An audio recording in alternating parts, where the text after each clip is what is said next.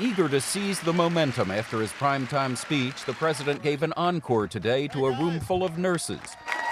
And as he did last night, went out of his way to downplay the importance of the public option. It would just be one option among many. No one would be forced to choose it.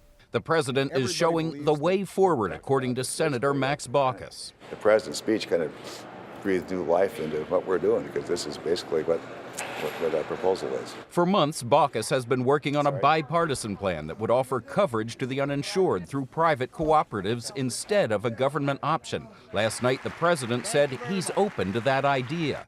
In addition, both the president's and Baucus's plans are more fiscally conservative than the other Democratic plans, limiting the cost of reform to $900 billion and requiring, with real budget enforcement tools, that the plan not add to the deficit.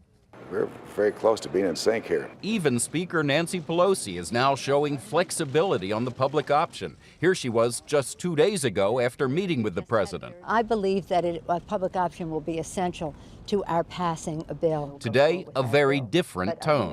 I don't think you ever really go into a negotiation and say there's some things that are non-negotiable.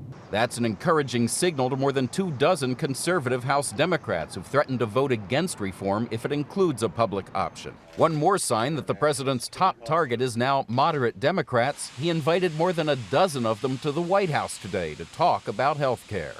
One group that's feeling totally left out, conservative Republicans. Almost all of what he had to say was aimed at Democrats. The president said today he'll be making a full court press on health care reform from here on out, a big relief to many Democrats who've been pleading with him to take charge. Chip Reid, CBS News, the White House.